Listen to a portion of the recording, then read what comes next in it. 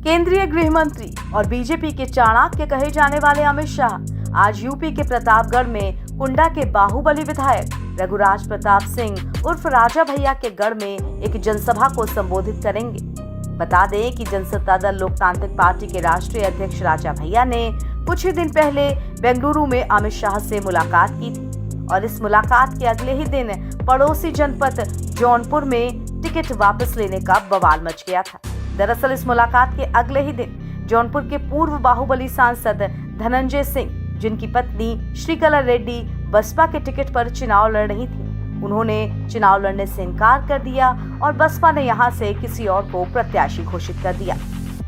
इसके अलावा राजा भैया ने इस बार कौशाम्बी सीट पर अपनी पार्टी का कोई उम्मीदवार भी मैदान में नहीं उतारा है। ऐसे में सवाल उठ रहा है कि क्या राजा भैया अपने गढ़ में अमित शाह का स्वागत करेंगे या नहीं, वो अमित शाह के साथ मंच साझा करेंगे या नहीं, प्रत्याशियों के समर्थन में लोगों से वोट की अपील करेंगे या नहीं। वैसे राजा भैया शुक्रवार की शाम लखनऊ पहुंच चुके हैं। उम्मीद जताई जा रही है कि बेंगलुरु में कोई ठोस नतीजा नहीं निकलने के बाद वाराणसी में होने वाली बैठक में कोई बड़ा फैसला हो सकता है।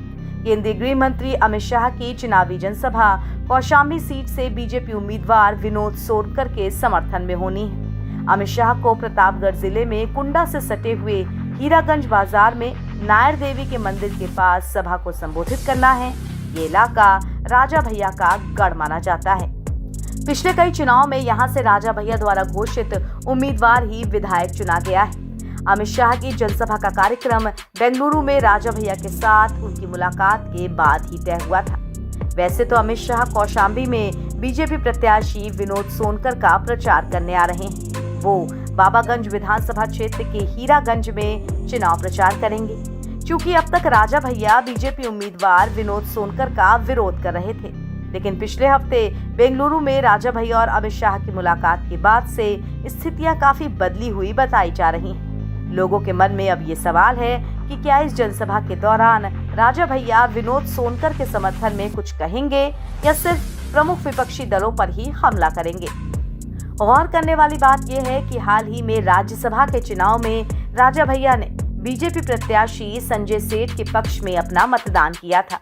इतना ही नहीं, समाजवादी पार्टी के कई विधायक भी उनके साथ बीजेपी प्रत्याशी को अपना मत देने पहुंचे थे। इससे पहले भी विधान परिषद चुनाव में ही जनता दल विधायक ने बीजेपी प्रत्याशी का समर्थन किया था। लोकसभा चुनाव में बीजेपी व जनता दल लोकतांत्रिक के बीच गठबंधन की अटकलें भी चल रही थी।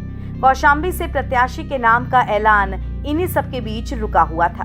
इनसे अटकलों को बल मिल रहा था, लेकिन एन वक्त पर बीजेपी ने तीसरी बार विनोद सोनकर को ही चुनावी मैदान में उतार दिया, जिसे लेकर राजा भैया के समर्थकों में कुछ नाराजगी भी देखने को मिली।